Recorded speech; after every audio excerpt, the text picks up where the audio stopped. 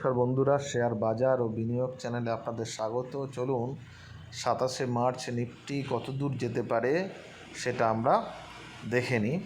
দেখুন, 26শে মার্চের ভিউতে আমরা অনেকগুলো কথা বলেছিলাম।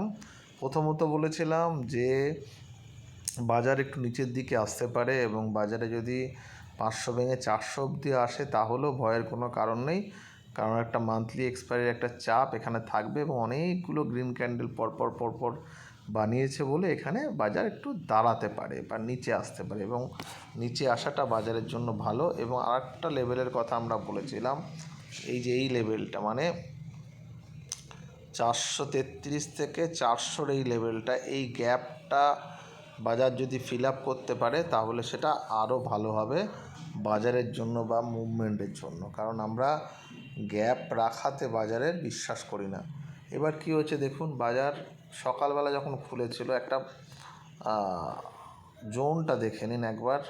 এই যে ফার্স্ট ক্যান্ডেলটার বডি নেই, পুরো একটা শ্যাডো ক্যান্ডেল দেখুন, বিশাল বড় কোনো বডি নেই, একটা স্পিনিং ক্যান্ডেল। এবং এটা দেখুন ওপেন হাইটা করেছিল 736, আমাদের 750-এর একটা লেভেল আছে 748-এর তার কাছাকাছি, এবং নিচে দেখুন কোথায় লোটা করেছে 663-র যে লেভেলটা আছে 60-এর, সেই লেভেলটার কাছে। ফলত ফার্স্টটাতেই প্রথম ক্যান্ডেলে একটা মোটামুটি একটা সিগন্যাল দিয়েছিল যে 750 ভাঙেনি। আমরা বলেছিলাম 750 ভাঙলে 840 এবং 850-60-এর উপরে গেলে তবেই এটা 920 যাবে। যাই হোক, তারপরে ভেঙে এটা দেখুন লো করার পরে কোথায় এলো, একদম আমরা যেখানে কেটেছি 572, তারপর একটু উপরে উঠলো, যদিও সেটা 666 অবধি যায়নি। এবং তারপর যখন ভেঙেছে তখন 500 লেভেল ভেঙে 464 অবধি গেছে। এবার কি হতে পারে দেখুন, আমরা এটা এক্সপেক্ট করছিলাম। কারণটা দেখে নিন একটা, এটা হচ্ছে বাজারে এটা এক্সপেক্টেড ছিল। এই দেখুন এতটা মুভমেন্ট দেওয়ার পরে কালকেও গ্রিন ক্যান্ডেল ছিল, এই প্রথম একটা রেড ক্যান্ডেল বানালো, ঠিক আছে।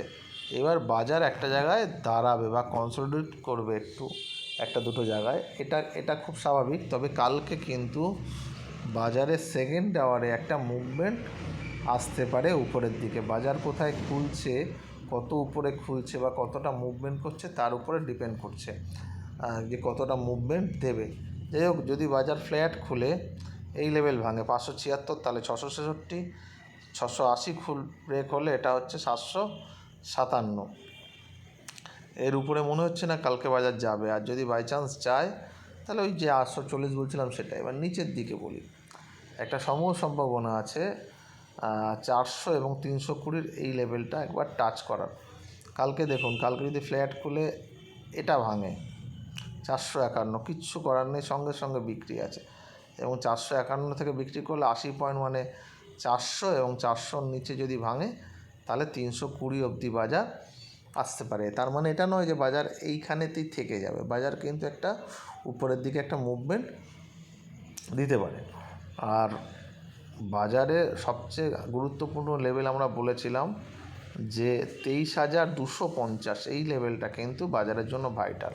যদি কালকে ভাঙতে যদি 250-এর নিচে বাজার বন্ধ হয়ে যায় তাহলে কিন্তু বাজারে আবার একটা নিচের দিকে আমরা পরবর্তীকালে মুভমেন্ট দেখতে পারি। আর যদি দেখি যে না 400 বা 500 এই লেভেলটাকে সাস্টেন করে গেল বা উপরে যেতে আরম্ভ করলো, তাহলে আবার একটা মুভমেন্ট পরের সপ্তাহে আমরা দেখতে পাবো। ঠিক আছে, দেখা যাক কাল কী হয়।